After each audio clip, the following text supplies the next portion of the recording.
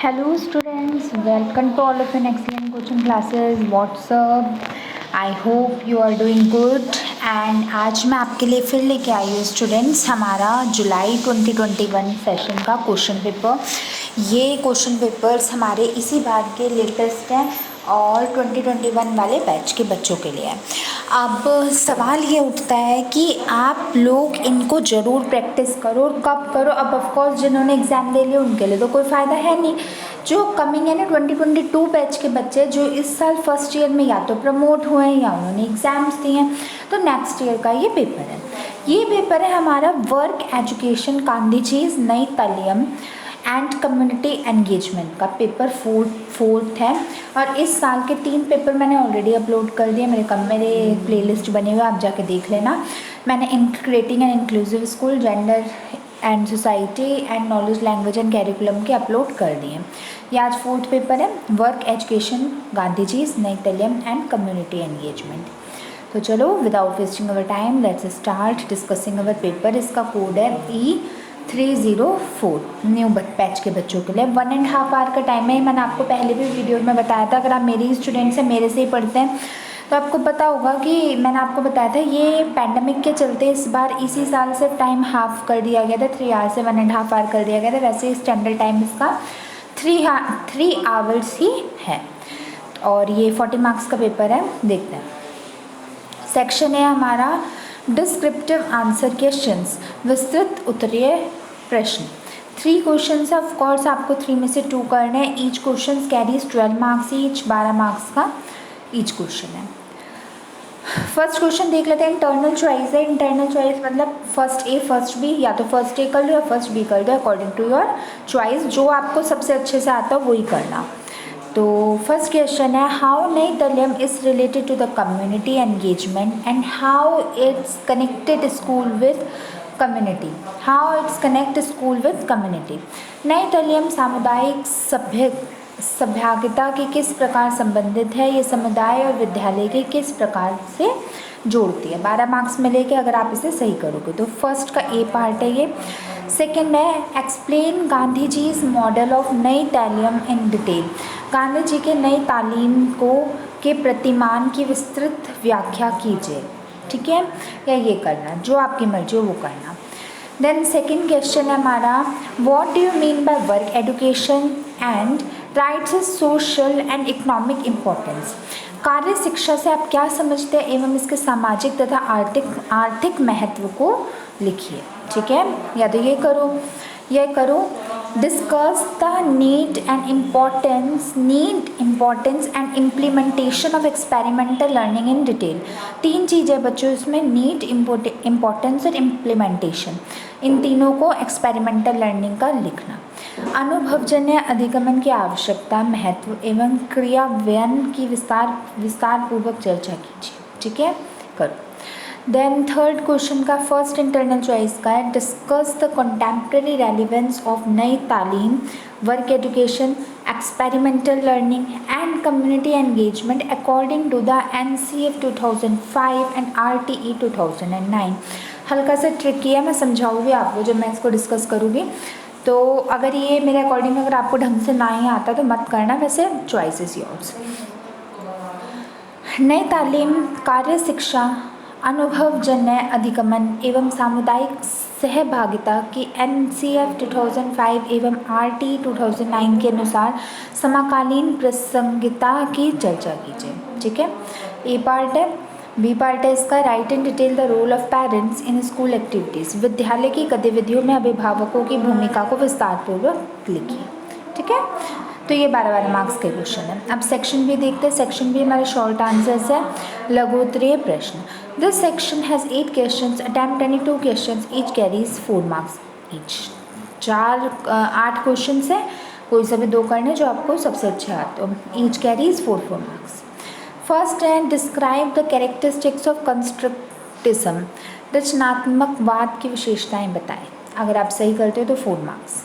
Second, right a short note on humanistic approach of Nai Talim. नई तालीम के मानवतावादी दृष्टिकोण पर संक्षिप्त टिप्पणी लिखी। देन नेक्स्ट है write the characteristics of basic education, बुनियादी शिक्षा की विशेषताएं लिखिए।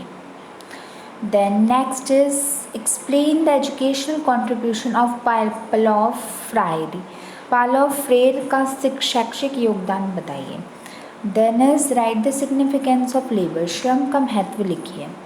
Then write the importance of parents teacher association, अभिभावक शिक्षक संघ के महत्व को लिखिए।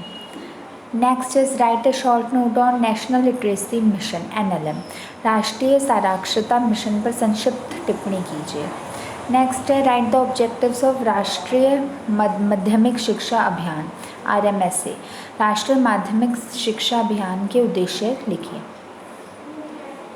तो ये बच्चों 8 क्वेश्चंस थे। 8 क्वेश्चंस में से कोई से भी 2 करना वही जो आपको सबसे अच्छे से और सबसे स्ट्रांगली आते हैं। डाउट वाली चीज़ मत करना, क्योंकि इंटरनल चॉइस बहुत है, इतने सारे क्वेश्चंस में से 2 करना है, तो दी बेस्ट करना जो आपके अकॉर्डिंग बेस्ट हो। देन शॉर्ट क्वेश्चंस आपके 10 है, 10 में से आपको यानी 4 करने हैं और ईच कैरीज 2 मार्क्स, मतलब 10 में से 4 करने हैं। काफ़ी इंटरनल चॉइस है, तो 4 2 जा 8, यानी 4 करना है। फर्स्ट है name any one best practice related to the Nai Talim, नई तालीम से संबंधित किसी सर्वश्रेष्ठ प्रणाली का नाम लिखिए। ठीक है। सेकेंड है basic education is child centred, teacher centred, family centred, community centred. बुनियादी शिक्षा है बाल केंद्रित, शिक्षक केंद्रित, परिवार केंद्रित या समुदाय केंद्रित। Then who has written pedagogy of oppressed, पीड़ितों का शिक्षण विज्ञान किसने लिखा है, ये इंपॉर्टेंट होते हैं सबके writers. Next is work education embraces human development, self dependence, creativity या all of the above.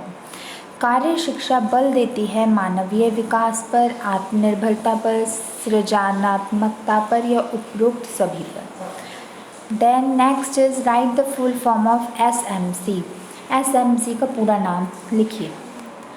Next है write economic importance of craft centredness, शिल्प शिक्षा का आर्थिक महत्व लिखिए। नेक्स्ट है इन विच ईयर सर्व शिक्षा अभियान वॉज स्टार्टेड, सर्व शिक्षा अभियान किस वर्ष में आरंभ हुआ था। नेक्स्ट है name any 2 books written by John Dewey, John Dewey द्वारा लिखित किन्हीं 2 पुस्तकों के नाम लिखिए। नेक्स्ट है who has recommended SUPW to be placed in the curriculum, किसने कहा था कि SUPW को कैरिकुलम में रखो, कोठारी कमीशन ने, NP 1986 ने, NP 2020 ने या NCF 2005 ने। SUPW को पाठ्यक्रम में रखे जाने की सिफारिश किसने की थी, कोठारी कमीशन ने, राष्ट्रीय शिक्षा नीति 1986 ने, एंड देन योर NCF 2005 ने या राष्ट्रीय शिक्षा नीति 2020 ने।